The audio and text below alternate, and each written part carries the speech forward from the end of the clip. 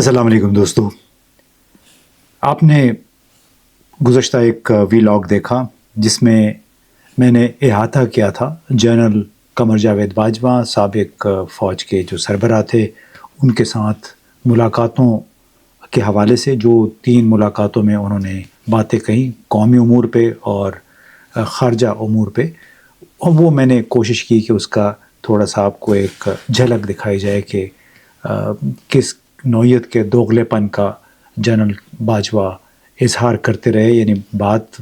وہ ایک کرتے تھے، کام اس کے برعکس ہوتا تھا۔ تو آج ہم یہ دوسرا حصہ آپ کی خدمت میں پیش کر رہے ہیں، اور اس کا زیادہ تر تعلق پاکستان کے غیر ملکی جو امور ہیں، یعنی افغانستان، بھارت، امریکہ، چین کے ساتھ پاکستان کے تعلقات کے حوالے سے۔ تو ایک جو ہماری ملاقات تھی اگست 2021 میں جو ISI کے ہیڈ کوارٹر میں ہوئی تھی، تو اس میں جنرل باجوہ نے یہ بتایا، اور یہ ملاقات طالبان کی کابل پہ فتح جو تھی، ان کے دوبارہ کابل میں آمد سے کوئی 1 ہفتہ پہلے ہوئی تھی۔ جنرل باجوہ نے یہ کہا کہ جہاں تک افغانستان کا تعلق ہے، ہم نے امریکہ کو بتا دیا ہے کہ ہمارا طالبان یا حقانی نیٹ ورک یا اس کے ساتھ جڑے ہوئے جو چھوٹے گروہ ہیں ان پر کوئی 100% کنٹرول نہیں ہے۔ اس میں ہمارے پاس اپنا ایک اثر و نفوذ ہے، لیوریج ہے، لیکن ہم وہ احتیاط کے ساتھ استعمال کریں گے۔ ہم نہیں چاہتے کہ ایک بار پھر ہم پاکستان کو ایک اور جنگ میں جھونک دے۔ دنیا جان لے کہ افغان طالبان یا حقانی نیٹ ورک باقاعدہ فوج نہیں ہے، اور یہ کہ آپ فوج کو تو شکست دے سکتے ہیں، لیکن نظریاتی طور پر متاثرہ کسی بھی ایکٹر یا پلیئر جیسے کہ حقانی نیٹ ورک ہے، طالبان، ان کو آپ اتنی آسانی سے رام نہیں کر سکتے، یعنی نظریے کو آپ شکست نہیں دے سکتے۔ یہ وہی بات ہے جو برطانیہ کے سابق سپہ سالار اعلیٰ ڈیو رچرڈز نے کہی تھی۔ افغانستان میں انہوں نے 2 سال خدمات انجام دی تھیں، بعد میں جب فوج کے وہ سربراہ بنے تو انہوں نے یہ کہا تھا کہ کسی نے ان سے پوچھا تھا کہ القاعدہ کو آپ شکست دے سکتے ہیں کہ نہیں، تو انہوں نے کہا کہ آپ فوج یا فوجیوں کو تو آپ ان سے نمٹ سکتے ہیں، لیکن نظریے سے آپ صرف نظریے کے ذریعے اور کارکردگی کے ذریعے ہی نمٹ سکتے ہیں۔ اور اس موقع پہ انہوں نے یہ بھی کہا کہ امریکہ اور اس کے اتحادی افغانستان سے بنیادی طور پہ ایک فیس سیونگ چاہ رہے تھے، ایک بہانہ، ایک باعزت وہاں سے انخلا کا بہانہ تلاش کر رہے تھے۔ اس سلسلے میں اس وقت کے صدر اشرف غنی ایک بار خفیہ طور پہ پاکستان آئے، اور ہم تینوں نے ہیلی کاپٹر میں بیٹھ کے ایک گفتگو کی، اور اس میں نے بہرحال اشرف غنی کو یہ بتانے کی کوشش کی کہ ہم نے جو کرنا تھا طالبان کے ساتھ وہ ہم نے کر لیا، ان کو ہر ممکن طریقے سے ان پہ دباؤ ڈالا، افغانستان کو یوریا کھاد کی برآمد روکی، ان کے بہت سارے کیمپوں، مساجد اور مدارس کو بند کر دیا یا غیر فعال کر دیا۔ یہ ایک بتدریج عمل تھا، تاکہ بالواسطہ طور پر ان کے جو کاروباری مفادات ہیں ان کو بھی متاثر کیا جائے، تاکہ وہ مجبور ہوں۔ اور دوحہ مذاکرات میں اگر طالبان آئے تھے تو وہ محض پاکستان کے اسی بتدریج دباؤ کی وجہ سے آئے تھے، لیکن اس سے زیادہ پاکستان کچھ نہیں کر سکتا تھا۔ اور امریکہ کے حوالے سے اس وقت بھی جنرل باجوہ نے یہی کہا کہ امریکہ اور اتحادی جو دہشت گردوں کو شکست دینے آئے تھے، انہوں نے خود ہی طالبان کے ساتھ امن معاہدے پر دستخط کر دیے، یعنی جن کو شکست دینے آئے تھے انہی کے ساتھ امن معاہدہ کر دیا۔ اور یہ کہ اپنی غلط پالیسیوں کے لیے وہ پاکستان پر الزام نہ لگائیں، اور یہ کہ پاکستان کسی بھی صورت میں مزید الزام تراشی، بلیم گیم کا متحمل نہیں ہو سکتا، نہ ہی ہم دوسرے ممالک کی خاطر پاکستان کے مفادات کو داؤ پر لگائیں گے۔ ہمارا اصرار ہے کہ ہم تمام کام، چاہے وہ دہشت گردی کے خلاف جنگ ہے، چاہے ہمارے سرحدی امور ہیں، افغانستان یا بھارت کے ساتھ تعلقات ہیں، وہ اپنی مرضی سے کریں۔ اور ہم نے طالبان کو بھی بتایا، یہ جنرل باجوہ کا کہنا تھا کہ ان کی امارات کی بحالی، یعنی حکومت کی بحالی، اور جو موجودہ تعطل ہے نیٹو افواج کے ساتھ، امریکہ کے ساتھ، اس سے نکلنے کا واحد راستہ جو ہے وہ مذاکرات ہیں۔ اور اسی لیے بالآخر طالبان جو ہیں وہ دوحہ میں امن مذاکرات میں شرکت پر آمادہ ہوئے۔ اور ایک اور بڑی بات انہوں نے اس وقت یہ کہی کہ ہم پاکستان کو آپ بلیک میل نہ کریں، دباؤ اس پر مزید نہ ڈالیں. ہم اقتصادی تعاون چاہتے ہیں, باہمی احترام چاہتے ہیں, نہ کہ جغرافیائی سیاسی یعنی جیو اسٹریٹجک پریشر اور ڈسکرمنیشن. ہم امتیازی سلوک بالکل نہیں چاہتے. قومی مفاد کے نام پہ, اپنے قومی مفاد کے نام پہ آپ ہم سے توقع نہ رکھیں کہ ہم وہ کام کریں جو ہمارے مفاد کے خلاف ہو. اب ڈرونز اور امریکی بیسز کے حوالے سے ایک سوال کسی نے کیا اس میٹنگ میں, تو انہوں نے کہا کہ کیا ہم واقعی امریکہ اور اس کے اتحادیوں کو انکار کر سکتے ہیں اگر وہ پاکستان کے اوپر سے اپنے ڈرون پرواز ان کی کر کے جائیں افغانستان بمباری کے لیے, یا پھر B-52 بمبرز اگر وہ بھیجنا چاہیں افغانستان دہشت گردوں کے ٹھکانوں پہ بمباری کے لیے, تو کیا ہم انہیں انکار کر سکتے ہیں, کیا ہم روک سکتے ہیں؟ اس حوالے سے میرا خیال ہے عمران ریاض نے ایک سوال کیا تھا, تو اس کے جواب میں جنرل باجوہ نے پھر یہ کہا کہ امریکہ کو اگر ہم اوور فلائٹس کی اجازت نہ بھی دیں تو ہم تو ان کے جو B-52 بمبر ہیں, بمبار طیارے, ان کو تو ہمارے پاس روکنے کی صلاحیت ہی نہیں ہے. اتنی اونچائی پہ ہمارے کوئی بھی میزائل بھی نہیں جا سکتا, تو لہٰذا ہمیں وہ بات کرنی چاہیے جو ہم ایفورڈ کر سکیں. اگر ہم ایریل لائنز آف کمیونیکیشن اور جی لاگس یعنی گراؤنڈ لائنز آف کمیونیکیشن سے انکار کر دیں تو پھر پاکستان کو مزید پابندیوں کا, مزید سختیوں کا سامنا کرنا پڑ سکتا ہے بین الاقوامی سطح پہ. اب اسی میٹنگ میں انہوں نے کہا کہ پاکستان کا امیج آخر کیوں خراب ہو رہا ہے ہمارے ساتھ. آپ سوچئے کہ کون ہے اس وقت, متحدہ عرب امارات, ورلڈ بینک, IMF, سعودی عرب, کون سا مسلمان یا مغربی ملک پاکستان کا ساتھ دے رہا ہے؟ کہاں پہ ہمارا بیانیہ بک رہا ہے؟ کہ ٹھیک ہے ہم سے ماضی میں غلطیاں ہوئی ہیں, لیکن سوال یہ ہے کہ غلطیاں کس سے نہیں ہوئی. اور میں نے تو امریکہ کے جو CIA کے ڈائریکٹر تھے, سربراہ تھے, ان کو بھی کہا کہ جھوٹ تو آپ بھی بولتے ہیں, اگر ہمارا جھوٹ, ہم نے اگر کوئی جھوٹ بولا تو اپنے مفاد کی خاطر بولا, جیسے کہ آپ اپنے مفاد کی خاطر دوغلی پالیسیاں اختیار کرتے ہیں یا جھوٹ بولتے ہیں. اور پھر بھارت کے حوالے سے انہوں نے دلچسپ بات کہی, یعنی یہ ایک وہ پوائنٹ تھا جس پہ بہت سے لوگوں کو اعتراض بھی ہوگا. انہوں نے کہا کہ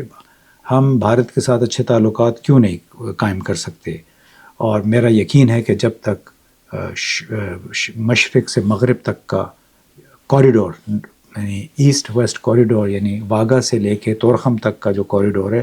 وہ پرامن نہیں ہوگا, وہ ڈیولپ نہیں ہوگا, اس وقت تک پاکستان ترقی نہیں کر سکتا. تو ہمیں اس میں کوئی ہچکچاہٹ نہیں ہونی چاہیے بھارت کے ساتھ تعلقات اچھا کرنے میں. لیکن یہ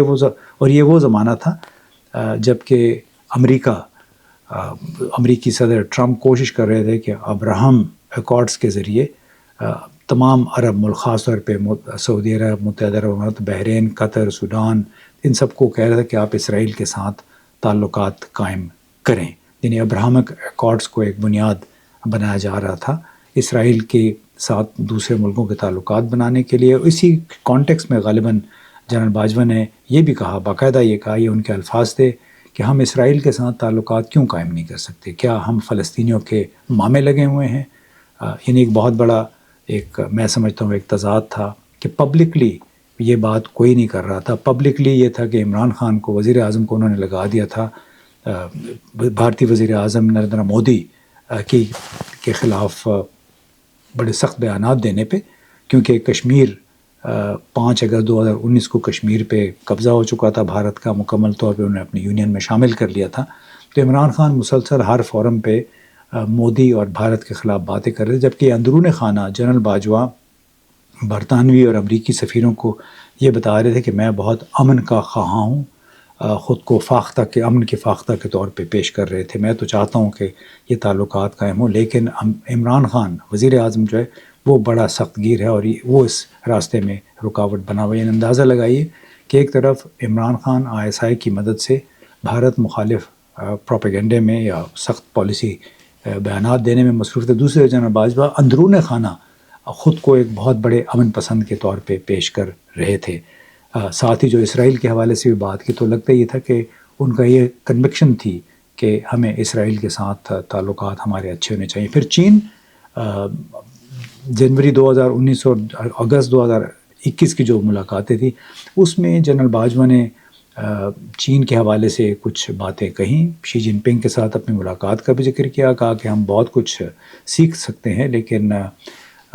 یہ ہے کہ ہمیں بنیادی طور پہ امریکہ اور چین دونوں سے نمٹنا ہے، چاہے ہمیں جھوٹ ہی کیوں نہ بولنا پڑے۔ یہ ان کے اپنے الفاظ تھے۔ چین کے بارے میں تو کچھ خاصے منفی ریمارکس دیے، اور کچھ بڑے تحقیر آمیز انداز میں ایک دو باتیں انہوں نے کہیں، اور چونکہ ان میٹنگز میں کم از کم 3 درجن لوگ موجود تھے، تو یہ باتیں پھر چینی حکام تک بھی پہنچیں، اور اگست 2021 کی جو میٹنگ تھی خاص طور پہ، اس میں صحافی، کالم نگار، ریٹائرڈ جرنیل، ریٹائرڈ بیوروکریٹس، ڈپلومیٹس بھی موجود تھے، اور یہ باتیں جب چینی حکام تک اگر پہنچ گئیں تو کوئی اس میں میں نہیں سمجھتا کہ کوئی ایسی انہونی بات ہو گئی، اس لیے کہ اتنے سارے لوگ کی موجودگی، اور پھر اس میں کچھ لوگ تھے جو کہ چین کو واقعی اپنا دوست سمجھتے ہیں، اور یہ باتیں ایک چینی سفارتکار نے مجھے پھر ایسے ایک دن کہا ستمبر کے مہینے میں، ستمبر 2021 میں، کہ ہمیں راولپنڈی سے کوئی مثبت اشارے نہیں مل رہے ہیں۔ اس کے بعد سے چین اور پاکستان کے تعلقات میں ایک غیر معمولی سرد مہری پیدا ہوئی، اور آج آپ دیکھ رہے ہیں کہ وہ سرد مہری کا سلسلہ جاری ہے، کیونکہ ایک عدم اعتماد، بدظنی پیدا ہو گئی تھی جنرل باجوہ کے بیانات کی وجہ سے، خاص طور پہ پھر 2 اپریل 2022 کو ایک سیمینار میں انہوں نے کھلم کھلا یہ کہا کہ ہم نے ہمیشہ چین کی نسبت امریکی دفاعی ساز و سامان کو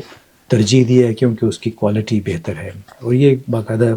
اسلام آباد سیکیورٹی ڈائلاگ ہوا تھا، اس میں انہوں نے بات کی، جبکہ ابھی تحریک عدم اعتماد پیش ہو چکی تھی عمران خان کے خلاف، ایک ہفتے کے بعد اس پہ ووٹنگ ہونی تھی، اور عمران خان نے ایک دن پہلے 1 اپریل کو اسی سیمینار میں کہا تھا کہ ہم یوکرین کانفلکٹ میں ہم نیوٹرل ہیں، لیکن 2 تاریخ کو اسی سیمینار سے جنرل باجوہ نے خطاب میں روس کی مذمت کی، کہا کہ ہزاروں لوگ مر چکے ہیں اس کانفلکٹ میں روسی بمباری کی وجہ سے، حالانکہ ابھی 5 ہفتے ہوئے تھے یوکرین پر روسی فوجی یلغار کو، اور اس میں چند سو ہلاکتیں ہوئی تھی، لیکن انہوں نے اپنے اس بیان میں باقاعدہ کہا کہ ہزاروں ہلاکتیں ہو چکی ہیں، اور روس کو اپنی افواج فوری طور پہ یوکرین کے علاقے سے واپس کرنی چاہیے۔ تو یہ اس قسم کے اس وقت پھر ہم نے یہ بھی سوچا کہ کیا یہ جنرل باجوہ کی کوئی ذاتی پالیسی تھی، ذاتی رائے تھی، یا پھر جنرل ہیڈ کوارٹر کی وہ ترجمانی کر رہے تھے؟ کیا واقعی فوجی قیادت بھارت اور اسرائیل کے ساتھ تعلقات کی خواہاں ہے؟ اور اگر ایسا ہے بھی تو اس میں بحث مباحثے کے ذریعے، ڈائلاگ کے ذریعے اس کے لیے راہ ہموار کی جا سکتی ہے، لیکن دوغلا پن اس میں نہیں کیا جانا چاہیے کہ آپ اندرون خانہ آف دا ریکارڈ میٹنگز میں لوگوں کو کچھ کہیں اور پبلکلی کچھ اور کہیں، خود کو امن پسند کے طور پہ پیش کریں اور دوسروں کو آپ سخت گیر اور امن دشمن ثابت کرنے کی کوشش کریں۔ تو یہ وہ خیالات تھے جو ہم نے جنرل باجوہ کی 3 ملاقاتوں میں اکٹھے کیے۔ شروع میں تو ہم نے ان کی کئی باتوں پہ یقین بھی کیا، لیکن بعد میں پتہ چلا کہ وہ تو ایک سر عام ایک بات کہہ رہے تھے اور پردے کے پیچھے کچھ اور واضح طور پر اپنے سسر کی حمایت سے نواز شریف سے انہوں نے ان کے باہر جانے کی راہ بھی ہموار کر رہے تھے۔ ایکسٹینشنز کے حوالے سے بھی ان کا جو بیان تھا وہ غلط ثابت ہوا، کیونکہ انہوں نے خود کہا تھا کہ میں ایکسٹینشنز کے بہت خلاف ہوں، کسی کو ایکسٹینشن نہیں دوں گا، لیکن انہوں نے جناب یہ بھی کہا کہ بالآخر کوشش کی، ان کو ایکسٹینشن میں ملی، اور ریٹائرمنٹ سے پہلے بھی ایک اور ایکسٹینشن کی انہوں نے بڑی بھرپور کوشش کی۔ انہوں نے خود کو بہت ایماندار شخص کے طور پہ پیش کیا، اور مثلا ایک میٹنگ میں انہوں نے کہا کہ میں نے اپنے سیکرٹری سے کہا ہے کہ میرے ٹیکس کے تمام معاملات کو سیدھا رکھیں، کیونکہ میں بعد میں نیب یا FBI کے چکر نہیں لگانا چاہتا۔ لیکن بعد میں پتہ چلا جب ان کی خاندانی جائیداد کی تفصیلات سامنے آئیں کہ وہ تو پہلے ہی FBI کے ساتھ کھیل رہے تھے، اپنی جائیدادوں کو وائٹ کر رہے تھے، لیگلائز کر رہے تھے، کیونکہ ایک ہی سال میں انہوں نے 2 دفعہ گوشواروں میں تبدیلیاں بھی کی تھیں۔ اور پھر جب آپ کو یاد ہوگا کہ ریٹائرمنٹ سے پہلے 2 ہفتے پہلے وہ واشنگٹن گئے، کئی دن انہوں نے وہاں قیام کیا اس امید میں کہ کوئی جھنڈی، سبز جھنڈی اگر دکھا دی، سگنل انہوں نے دے دیا تو پھر ایک اور ایکسٹینشن مل سکتی ہے۔ بالکل ایسے ہی جیسے سابق آرمی چیف جنرل کیانی نے امریکہ سے کہا تھا کہ آپ اگر چاہتے ہیں تو اب میری ایکسٹینشن کی ریکویسٹ آپ کریں، یعنی engineer my extension from out side Washington, جس کے بعد باقاعدہ صدر زرداری کو کہا گیا اور انہوں نے یوسف رضا گیلانی کو پھر کہا، اور یوسف رضا گیلانی نے بطور وزیر اعظم 2-3 منٹ کا خطاب کیا ٹی وی پہ اور کہا کہ ہم نے 3 سال کے لیے ایکسٹینشن دے دی ہے جنرل کیانی کو۔ تو جنرل باجوہ کو دوسری ایکسٹینشن نہ مل سکی، کیونکہ ان کو میسج دیا گیا جب وہ واشنگٹن میں تھے کہ آپ جب تک باقاعدہ اعلان نہیں کرتے اپنی ریٹائرمنٹ کا، آپ کے ساتھ میٹنگ نہیں ہوگی۔ تو اس کے بعد پھر پاکستان کی وزارت سفارت خانے سے پیغام دیا گیا اخباروں کو کہ وہ واقعی اب ریٹائر ہو رہے ہیں۔ ایک انٹرویو کی شکل میں ان کا وہ پیغام پہلے میخر ڈان اخبار میں چھپا تھا، اور اس کے بعد کہیں جا کے امریکی وزیر دفاع اور وزیر خارجہ نے ان سے بڑی مختصر سی ملاقاتیں کیں، اور یہ مطلب ایک بالکل دوغلے پن کا اور ایک منافقانہ ایک انداز تھا جو کہ اتنی بڑی پوزیشن پہ فائز شخص نے ظاہر کیا۔ اور باقی بار بار وہ قانون کے حکمرانی کی بھی بات کر رہے تھے، اینٹی کرپشن کی بھی بات کر رہے تھے، اور جب مثال کے طور پہ انہیں جنرل فیض حمید کے عمران خان کے قریب ہونے کا شبہ ہوا تو انہوں نے اکتوبر 2021 میں ISI ہیڈ کوارٹر کا دورہ کیا اور جا کے اس کرسی پر بیٹھے جو کہ ISI کے سربراہ کے لیے ہوتی ہے، یعنی جہاں پہ متعلقہ ادارے کا سربراہ بیٹھتا ہے، لیکن یہ وہ وہاں بیٹھے، انہوں نے دائیں طرف پھر ان کے جنرل فیض حمید بیٹھے تھے اور بائیں طرف ان کے 2 اعلیٰ افسران تھے، اور وہ ایک تصویر تھی جو کہ ڈان اخبار اور دوسرے اخباروں میں پھر چھپی، یہ میسج دینے کے لیے کہ اصل باس کون ہے، اور وہ ثابت کرتے رہے کہ اصل میں اختیار ان کا ہے، یعنی انہوں نے ISI۔ اور یہ پھر جو آج کل ہم بیانیے سن رہے ہیں کہ جنرل فیض نے یہ کیا، جنرل فیض نے وہ کیا، تو بات یہ ہے کہ جو کچھ جنرل فیض نے کیا باقاعدہ آشیرواد اس کی حاصل تھی ان کو جنرل باجوہ کی، آرمی چیف کی، کیونکہ انہوں نے ان کو کور کمانڈر بنایا تھا، اور جنرل فیض حمید کے حوالے سے جنرل باجوہ نے کہا تھا کہ ہم نے ان کو کور کمانڈر اس لیے بنایا تاکہ ان کو فوج کے سربراہ بننے والے ممکنہ